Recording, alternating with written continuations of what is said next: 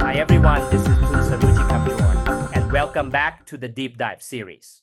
Today's episode is all about why wellness is winning and why Nu Skin's India strategy is laser focused on nutrition, skincare, and mobile-first behavior. India isn't just another market.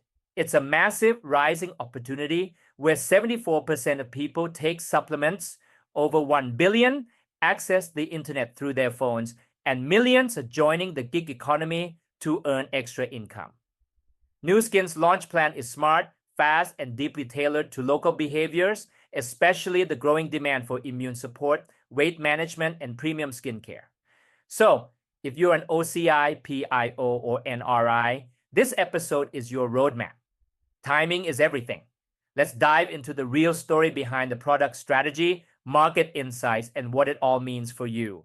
Okay, let's dive in. Welcome everyone to the Deep Dive. This is where we take the sources you send us and really try to get to the heart of what they're saying. Today, we've got some really interesting material on key market trends happening in India. We're going to zoom in on basically three things: wellness, digital access, and the direct sales world over there. So our mission today, it's really to unpack what you've sent us, to figure out, what's really driving growth and potential in this, incredibly dynamic market. I have to say, I'm quite interested to see how these different threads pull together. Yeah, and what's really striking when you look at this stuff is just how interconnected it all is. These aren't separate trends happening in isolation.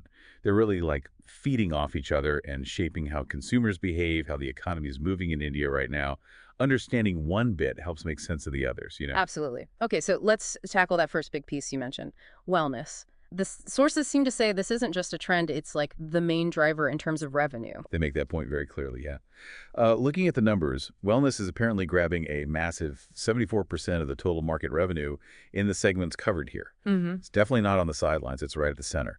They mentioned one specific company, Company H, saw a huge growth, went from maybe $250 million a year pre-COVID to much, much higher figures afterwards. Right. And that connection to the pandemic seems key here. It wasn't just a health crisis, was it? It sounds like it fundamentally shifted awareness for Indian consumers. People suddenly started paying way more attention to what they were putting in their bodies, especially things like nutritional supplements and how that directly impacted their health. And that does raise a question, doesn't it? Like, what specific health concerns are pushing this?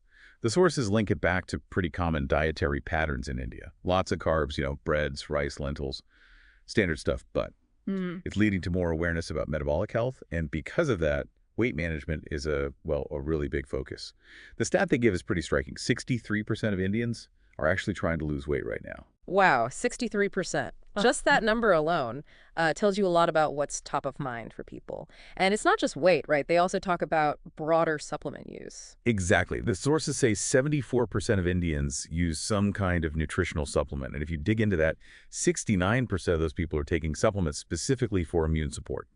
So it really does feel like that pandemic era awareness has kind of solidified into longer-term health habits and buying patterns. Okay, so a really powerful wellness trend fueled by health awareness, specific dietary issues, driving demand for supplements, weight management. Got it. Now, how are people actually accessing this market? Let's switch gears to digital access. The picture painted here seems pretty clear, maybe familiar globally, but the scale. The scale in India is just incredible. We're talking about roughly 1 billion people. 1 billion accessing the internet, mostly on their smartphones. Just think about that reach.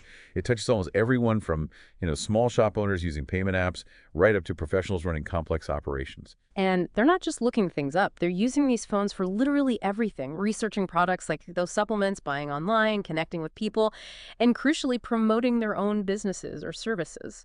This kind of deep digital integration means that, modern ways of building businesses that need that connectivity can really take off there. Precisely. That widespread digital structure is like the foundation, not just for selling things online, but for communication, for building communities. Which actually leads us very neatly into the third area, direct sales. Right.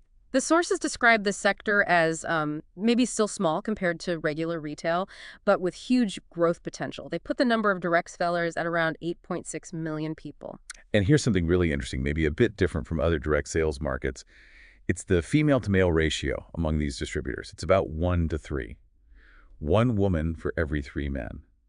The sources suggest this is tied into bigger societal shifts, more women entering the workforce looking for careers, financial independence, ways to add to the family income. So it's more than just selling products. It reflects major changes in women's roles and ambitions.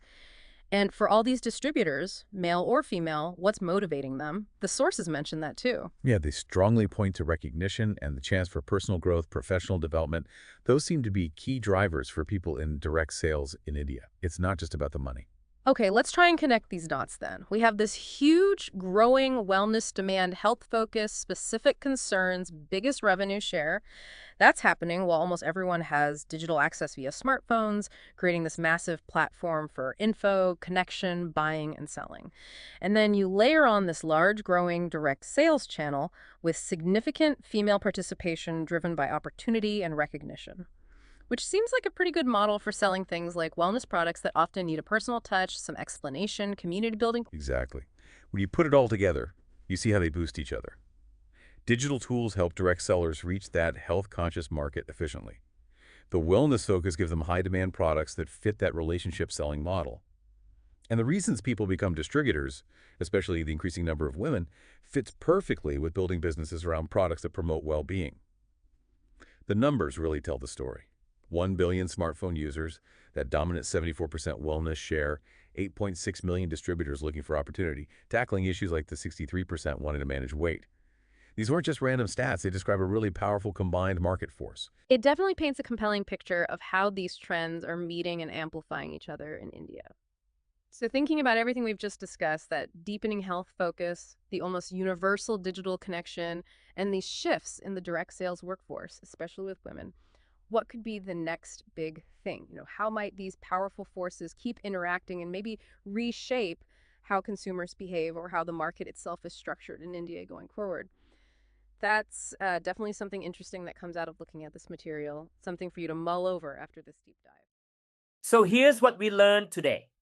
India is going mobile, India is going wellness, and India is ready for a smarter, faster direct selling model. If you're of Indian origin, whether you're in the US, UK, Canada, Southeast Asia, or beyond, you don't have to be in India to build a business there, but you do have to be ready, okay? I'm already mentoring and onboarding a group of India-eligible leaders right now, helping them get trained, plugged into the system, and qualified to earn from day one. So if this speaks to you, DM me, message me. Let's get you started before the market opens. The window is closing. November 1st is coming fast. This is Toon signing off. Let's build something incredible together.